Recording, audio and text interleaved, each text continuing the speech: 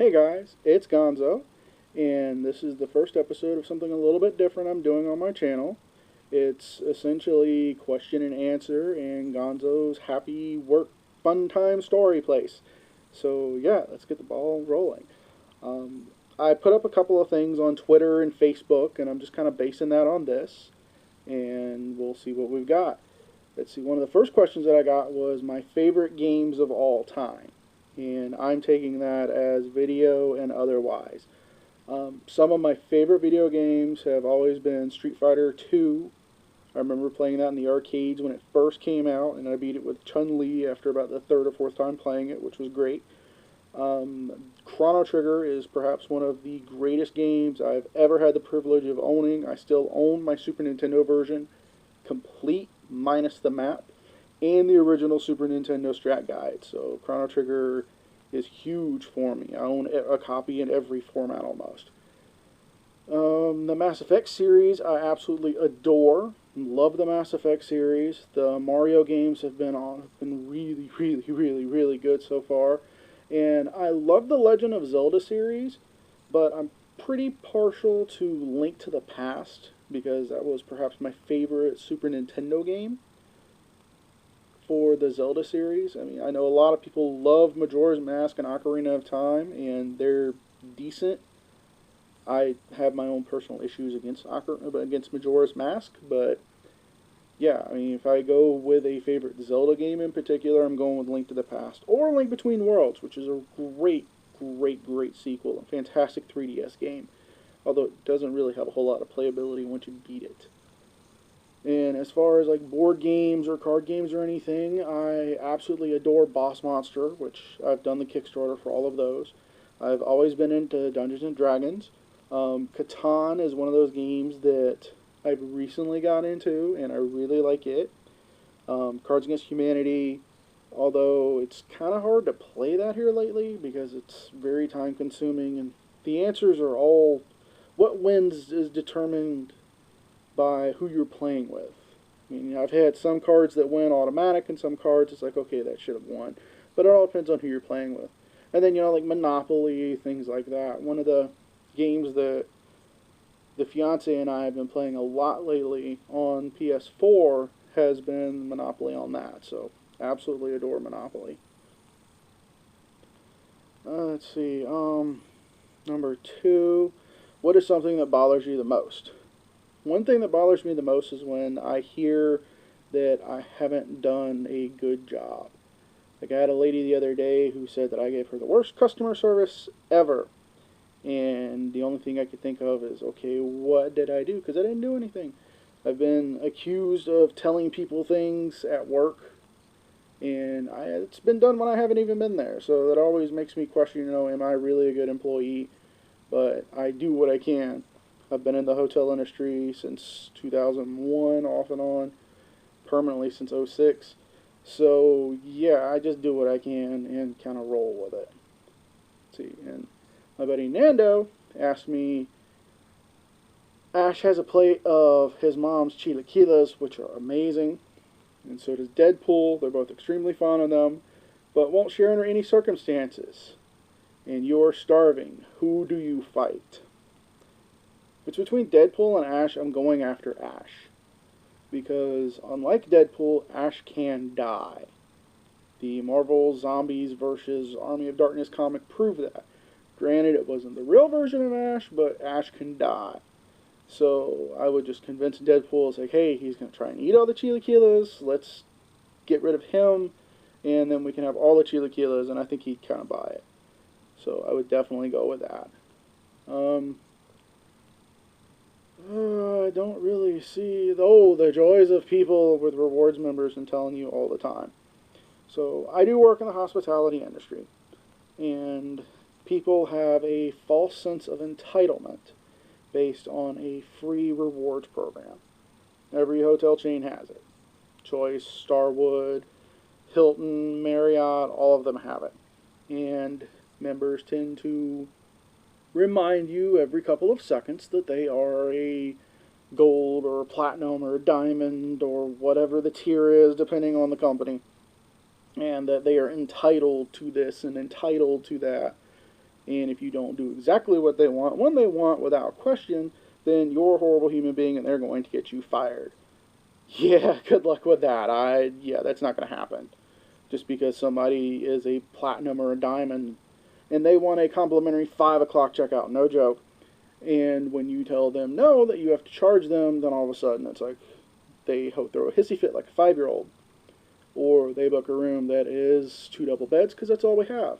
They get to the hotel, I need a king, I want a king, I don't have a king. I swear to God, last night I had somebody tell me, look at my status. Do you see that status? I am entitled, that word, entitled to whatever I want because I pay so much a year and I stay so many nights a year with your brand of hotel, which I will not name.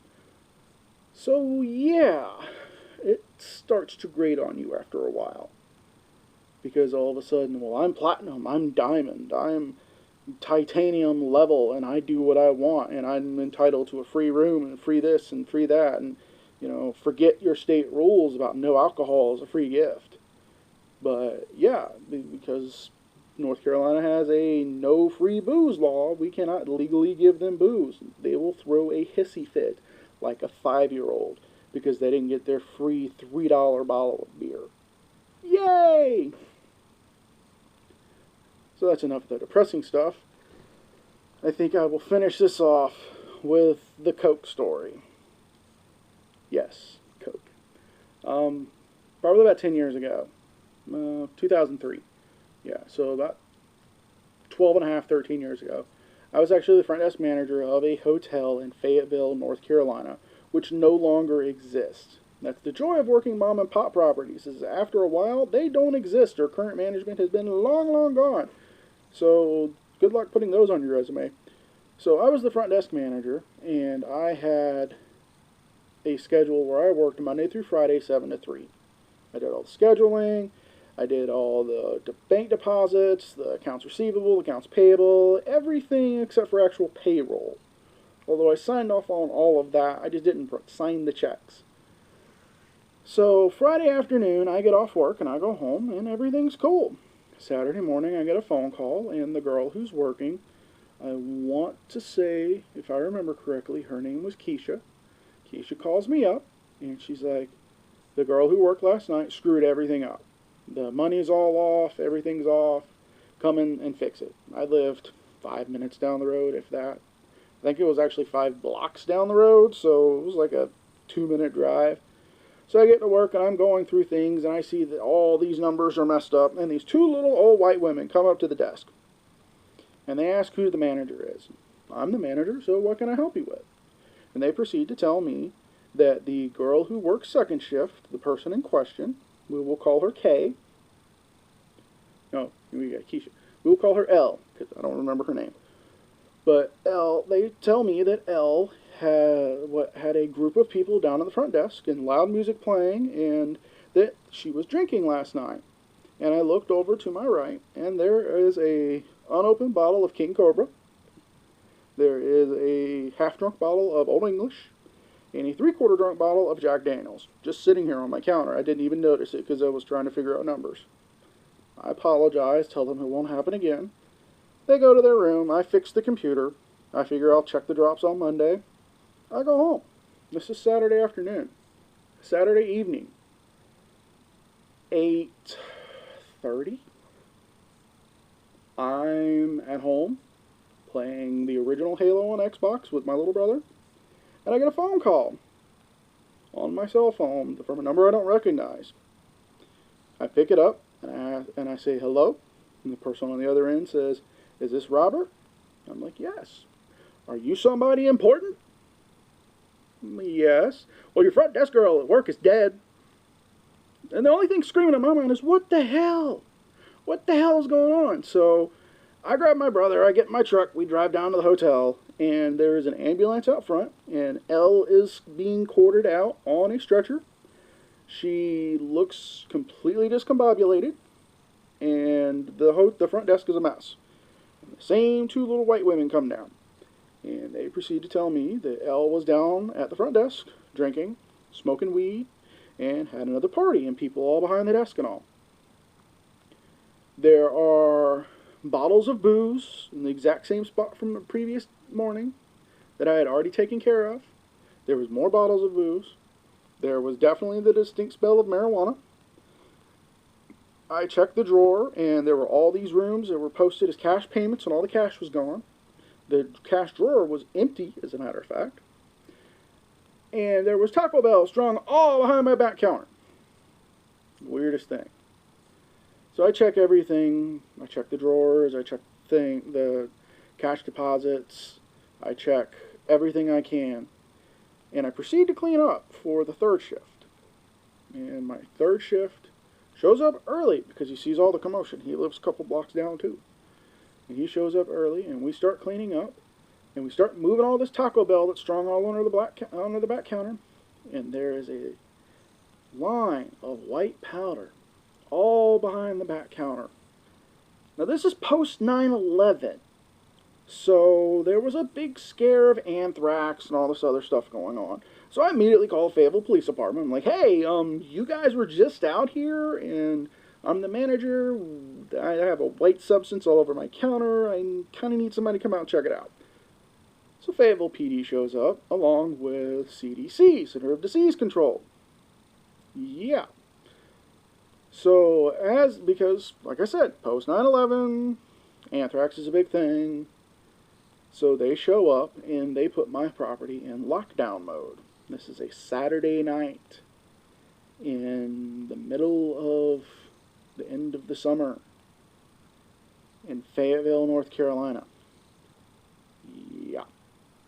So I have a police officer between my sliding glass door to the outside and my sliding glass door to the inside of the hotel. If you've ever stayed at the hotel, you've seen those, where it's a double sliding glass door. He has locked himself inside, and there are people trying to come into the hotel who are trying to pull the outside door open, and this officer has pulled his gun, telling people to stop and to cease and desist, and that they will be let in whenever they can. So I've got a whole group of very irate people outside of my hotel. I have Fayetteville Police Department and some CDC officers on the inside of my hotel, and we point them over to where it is. And my brother, who at the time was 19, we both went to the same school in Fayetteville at one point, Douglas Byrd, which is a notoriously bad school for drugs and violence. The police officer comes over, and he was like, well, it's not anthrax. And then he tested it. He was like, and my brother just out of nowhere said, yeah, it looks like crack cocaine. And the police officer kind of looks over at him and says, how do you know about that? And without dropping a beat, my brother's like, I went to Douglas Byrd, sir. And the cop was like, okay, all right, understandable. So yes, there was crack cocaine strung all behind my counter. What had come down was Saturday night, Elle had invited her friends and her cousin, for some odd reason, to come to the hotel and party while she was working. And they had food, and they were drinking, and they were smoking weed on the clock. And when we confronted Elle about it the next week, because she did not get paid, because she stole all this money, or her cousin stole all this money, so she was responsible for this money.